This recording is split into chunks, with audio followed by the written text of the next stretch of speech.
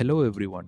Have you ever wondered how something as simple as a glass of water is actually judged safe by scientists across the world? Water that looks completely clean can still carry invisible chemical and radiological threats. And today we are going to explore the World Health Organization drinking water quality guidelines and the four pillars that together form the comprehensive defense framework for public health. Water safety rests on four pillars, namely acceptability aspects, microbiological aspects, chemical aspects, and radiological aspects. Acceptability aspects cover the physical and inorganic parameters that govern appearance, taste, and odor, and these are crucial for consumer trust. Microbiological aspects form the paramount defense layer against pathogenic outbreaks and include bacteriological, virological, and biological controls. Chemical aspects set limits for heavy metals, organic compounds, and pesticides to prevent long term cumulative toxicity. Radiological aspects impose strict activity limits to prevent somatic and hereditary effects arising from naturally occurring or man made radiation. Let us begin with Pillar 1, acceptability aspects, which forms the front line of consumer trust. The ordinary consumer judges water quality mainly by its physical characteristics, and aesthetically displeasing water undermines confidence, which can drive populations toward alternative and potentially unsafe sources. Among the physical parameters, turbidity interferes with disinfection and becomes visible to the naked eye above 4 to 5 NTU. So the guideline value is kept below 1 NTU to ensure effective terminal disinfection.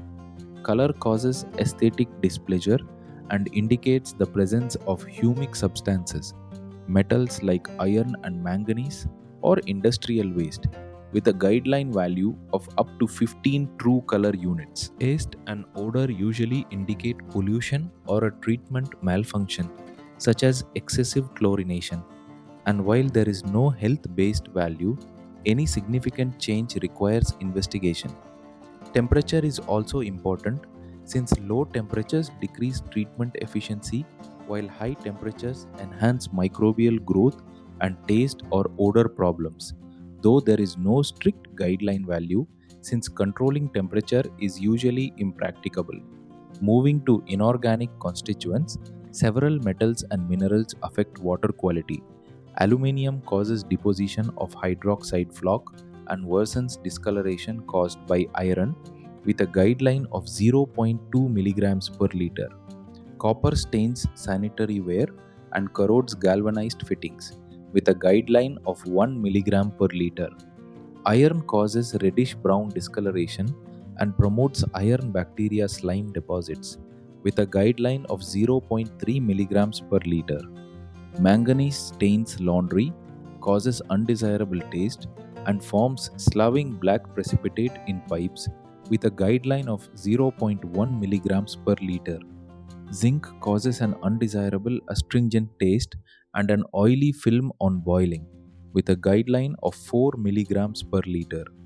Hardness above 200 mg per liter causes scale deposition and scum, while levels below 100 mg per liter cause low buffer capacity and pipe corrosion, though there is no strict limit for domestic use.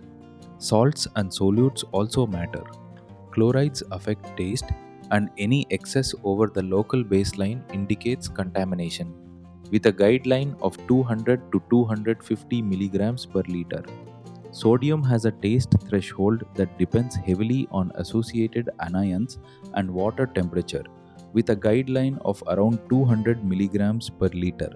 Sulfate causes noticeable taste impairment, with a guideline of 250 mg per liter. Total dissolved solids affect taste and cause excessive scaling in pipes, heaters, and appliances, with a guideline of below 1000 mg per liter. Gases and general chemistry parameters complete this picture. Ammonia indicates bacterial or sewage pollution and compromises disinfection efficiency with a guideline of 1.5 mg per liter. Dissolved oxygen depletion encourages microbial reduction processes and increases ferrous iron, though there is no health based value. Hydrogen sulfide produces a distinct rotten egg odor resulting from oxygen depletion and bacterial sulfate reduction, with a guideline of 0.05 mg per liter, and pH below 6.5 causes severe metal corrosion, including lead risk, while pH above 8 reduces chlorine disinfection efficiency. So the guideline range is 6.5 to 8.5. Now let us turn to Pillar 2, microbiological aspects, the paramount defense against pathogens. The potential consequences of microbial contamination are so severe that its control must always remain paramount and must never be compromised, since a single failure can expose an entire community to outbreaks of infectious disease. Since pathogens themselves are hard to detect and die quickly in water, scientists rely on indicator organisms instead. Coliform organisms serve as the primary indicator, including fecal types like E. coli and non-fecal types like Klebsiella, and their presence assumes fecal contamination and probable intestinal pathogens. Fecal streptococci provide confirmatory evidence since they are highly resistant to drying and they prove recent fecal pollution, which is why they are used for testing new mains and repairs. Clostridium perfringens acts as the survivor indicator since its spores resist standard chlorination, indicating remote or past fecal contamination or filtration deficiencies. The guideline values for bacteriological quality are strict at every stage. For treated water entering distribution, both E. coli or thermotolerant coliforms and total coliform bacteria must show zero detectable organisms in 100 milliliters. For treated water within the distribution system, the same zero detectable standard applies. Though for large supplies, total coliforms must not be present in 95% of samples over 12 months with no consecutive positive samples. For individual or small community supplies, E. coli must still be zero detectable, while total coliforms should remain below 10 per 100 milliliters, and persistent failure requires rejection of the water source. Immediate investigative action is required whenever indicators are detected, and thermotolerant coliforms are considered an acceptable alternative indicator to E. coli. For virological aspects, inactivation criteria depend on the method used. Free chlorine residuals must reach 0.5 mg per liter in areas endemic for hepatitis A, maintained for a minimum contact time of 30 minutes at a pH below 8, while standard areas require 0.2 mg per liter for 30 minutes. Ozone treatment is highly effective against viruses in clean water, requiring a residual of 0.2 to 0.4 milligrams per liter maintained for 4 minutes, though its major constraint is that this residual is impossible to maintain within the distribution system. In both cases, the foundational requirement is that turbidity must be less than or equal to 1 NTU prior to disinfection for the treatment to actually work.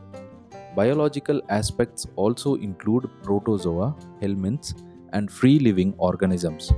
Protozoa such as Giardia species and Entamoeba histolytica cause pathogenic intestinal infections through fecal contamination. And since standard monitoring is unavailable for them, rapid or slow sand filtration is relied upon to remove a high proportion with a guideline of 0 permitted. Helminths or parasitic worms such as Dracunculus medinensis, the guinea worm, and human schistosomes are dangerous because a single mature larva or egg can cause infection, primarily in unpiped supplies, so source protection is the best prevention, with 0 infective stages permitted. Free living organisms like fungi and algae interfere with water treatment processes and cause severe color, turbidity, taste, and odor issues. Now we come to Pillar 3, Chemical aspects, which focus on combating cumulative toxicity. Unlike microbial threats, chemical constituents rarely cause acute health problems, and the true danger lies in cumulative toxic properties such as heavy metal bioaccumulation and carcinogens that arise only after prolonged exposure. Among inorganic health hazards, heavy metals carry specific guideline values. Arsenic is limited to 0.01 milligrams per liter, arising mainly from minerals and ores. Cadmium is limited to 0.003 milligrams per liter and accumulates in the kidneys with a half-life of 10 to 35 years, often from galvanized pipe impurities. Chromium is limited to 0.05 milligrams per liter. Lead is limited to 0.01 milligrams per liter, caused by plumbosolvency, and it is a neurotoxicant, particularly dangerous for infants and pregnant women, accumulating in the skeleton. Mercury in total form is limited to 0.006 milligrams per liter, where the inorganic form affects the kidneys, while methyl mercury affects the central nervous system. Antimony is limited to 0.02 milligrams per liter, and barium is limited to 0.7 milligrams per liter. An important point here is that lead compliance cannot happen immediately because lead usually originates from household plumbing itself, requiring costly physical removal alongside corrosion control. Minerals and nitrogen compounds bring their own hazards. Boron is limited to 2.4 milligrams per liter. Fluoride is limited to 1.5 milligrams per liter, since high levels above 5 milligrams per liter cause dental and skeletal fluorosis, and guidelines must account for climate and food intake. Selenium is limited to 0.04 milligrams per liter, since although it is an essential element, excess causes toxicity in nails, hair, and liver. Nitrate and nitrite together follow a co-occurrence rule since they cause methemoglobinemia in bottle-fed infants under 3 months of age. Nitrate alone is limited to 50 milligrams per liter and nitrite to 3 milligrams per liter provisionally. But combined safety requires that the concentration of nitrate divided by 50 added to the concentration of nitrite divided by 3 must remain less than or equal to 1. Organic constituents and hydrocarbons also carry guideline values measured in micrograms per liter. These include chlorinated alkanes and ethans such as carbon tetrachloride, dichloramine, vinyl chloride, and dichloroethans, as well as aromatic hydrocarbons such as benzene, toluene, xylenes, ethyl benzene, and styrene. Polynuclear aromatic hydrocarbons are of particular concern, with benzoapyrene limited to 0.7 micrograms per liter and total PAH generally kept below 0.2 micrograms per liter. These compounds are derived from combustion and pyrolysis processes and are highly associated with suspended solids. And since benzoapyrene is carcinogenic and mutagenic, coal tar based pipe linings and storage coatings must be discontinued. Pesticides and agricultural runoff are also strictly regulated. Aldrin and dieldrin, along with heptachlor and its epoxide, are limited to 0.03 micrograms per liter. Chlordane is limited to 0.2, hexachlorobenzene to 1, DDT and lindane to 2 each, pentachlorophenol provisionally to 9, methoxychlor to 20, and 2,4-D to 30 micrograms per liter. These limits protect against compounds that easily leach from soil, persistent herbicides, and pesticides added systematically to water for vector control. So, how are these guideline values actually derived? The health risk assessment process follows 3 steps. Step 1 identifies the no observed adverse effect level or the lowest observed adverse effect level, representing the highest dose causing no detectable harm in studies. Step 2 applies an uncertainty factor, dividing the identified level by a factor ranging from 1 to 10,000 based on interspecies variation intraspecies variation, study adequacy, and severity, and the result gives the tolerable daily intake, which is deemed provisional if the uncertainty factor exceeds 1000. Step 3 calculates the final guideline value using the formula tolerable daily intake multiplied by body weight multiplied by the fraction of intake allocated to drinking water divided by daily consumption. Body weight is generally taken as 60 kilograms for an adult, 10 kilograms for a child, and 5 kilograms for an infant, while daily consumption is taken as 2 liters for an adult, 1 liter for a child, and 0.75 liters for an infant, adjusting for hot climates and infant vulnerability. Finally, we reach Pillar 4, Radiological aspects, which focus on preventing somatic and hereditary effects. The aim of radiation protection is to prevent harmful non stochastic effects and reduce the probability of stochastic effects such as carcinogenesis. And radioactivity must be kept as low as reasonably possible, accounting for both natural and man made sources. The portability threshold is defined through two measurements. Gross alpha activity must remain below 0.5 becquerel per liter, where 1 becquerel equals 1 nuclear disintegration per second. Gross beta activity must remain below 1.0 becquerel per liter, and this represents the threshold below which water can be considered potable without any further radiological examination. It is important to note that delayed somatic effects such as malignant disease and carcinogenesis are treated as stochastic, meaning the probability of harm is a function of dose without any completely safe threshold. All of this brings us to one final and very important truth. Water safety is not achieved simply by passing isolated tests. The four pillars physical, microbiological, chemical, and radiological form a single interconnected system with interlocking dependencies. High turbidity in the physical pillar can create physical shields that allow viruses in the microbiological pillar to survive chlorination.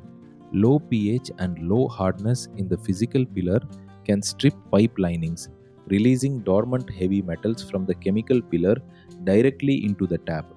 And depleted dissolved oxygen in the physical pillar can trigger microbial reduction, converting stable nitrates into highly toxic nitrites in the chemical pillar.